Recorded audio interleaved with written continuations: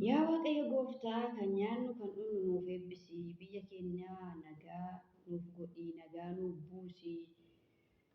Har'agaa yeroo mana madaamii ture yaadadhee yeroon kaddaamaa ture sana yeroo mana madaamii ture sana yaadadhee tan viidiyoo isinii waraabee yoo yaashama harka fuune kabajamtoota daawwattoota koo nageenyi koo kan jaalalaa kan kabajaa bakka jirtan maratti isiniif haa ta'u.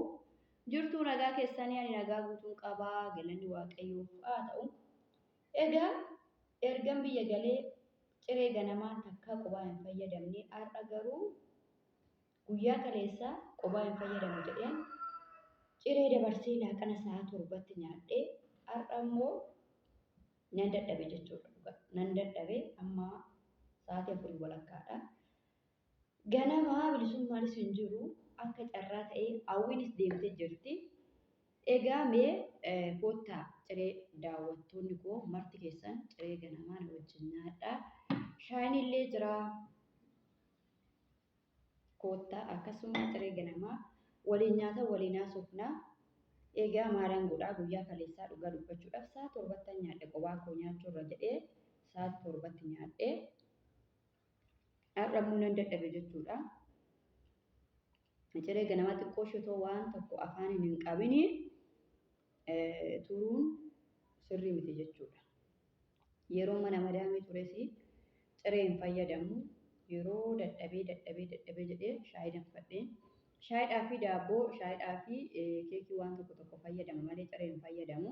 Asitti garuu deebi'ee idda Itoophiyaa deebi'ee hawwiinis jirti abbaan manaa kiyyas jira maatii bal'aa wajjiniin ciree ganamaa sirriitti nyaadha dhugaa dubbachuudhaaf idda deebi'ee har'a immoo egaa qubaa koo nyaachatuman jira gaa.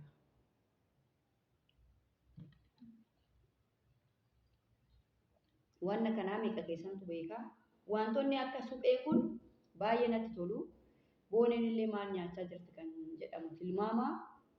Yoo wanni suphee baay'ee tokko natti tola baay'ee tokko hin jaalladha.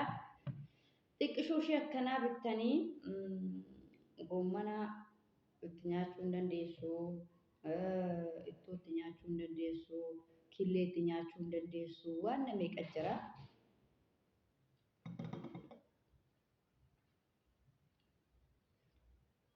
Shaayiin illee fataa kan jedhedha. Koottaa egaa daawwattoota keenyaa walumaan nuun isiniin jedha.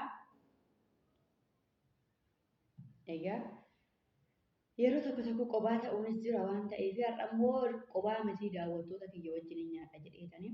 Akkasuma egaa ijoolleen baay'een keessanii viidiyoon kaleessa waraabirratti gaaffii na gaafattanii maashinni uffataa kee kiiloo meeqaa warri jettanii maashinni uffataa koo kiiloo 14 maaliif kanuma jechaa fi viidiyoo tokko hojjechuun xiqqoon ulfaata wanta gaggabaabduu yeroon viidiyoo tokko hojjechuun keessa isiniif maaliima akkasuma soofan kee gatiin isaa meeqa tureyyuu baay'ee bareedaa amma argamaa nuuf bituu dandeessaa warri jettanii isinii bituu nan danda'a hin argamaa gatiin isaa garuu akka duraa miti.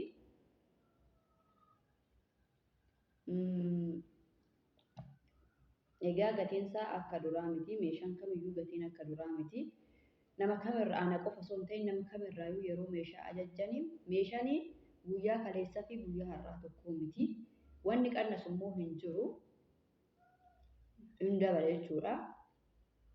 Kanaaf maashinni uffataa kiiloo 14 gatii sanarra hin jiru innis soofan immoo eelliidha nama 7 teessisaa gatii sanarra hin jiru innis amma isiniin jedha. Egaa qimamni mana madaamii marti keessanii meeshaa qaalii anumatti isiniin jedhe meeshaa qaalii yeroo Itoophiyaa galtan bituu hin dandeenye bitadhaa. Giddiin qabinaati meeshaa qaalii bitadhaa jechuudha. Meeshaa Itoophiyaa keessa dhuftanii maallaqni isin hirkaadhuma meeshaa bitachuu hin dandeessan. Kanaaf akkuma biyya keessaniitti warri Arsiis, warri Shaashamannees, warri Asallaas, warri Walisoos, warri iddoo ta'ees bakkuma bakka keessanitti meeshaa ajajadhaatii meeshaa keessan hojjechiifadhaa. Yookaan biyya Arabaa waggaa 7 waggaa 6 jiraachuun jireenya ofii jijjiiruudha waan ta'eef wanni akka meeshaa mana keessaa nama gammachiisu hin jiru. Waaqayyo nagaa namaaf haa kennu malee wanni akka meeshaa mana keessaa nama gammachiisu hin jiru. Meeshaa mana keessaa bitadhaa siniin jedha. Namoonni immoo ana gama kootiin callettanii dubbistan jechuudha. Calli jettanii namoonni dubbistanii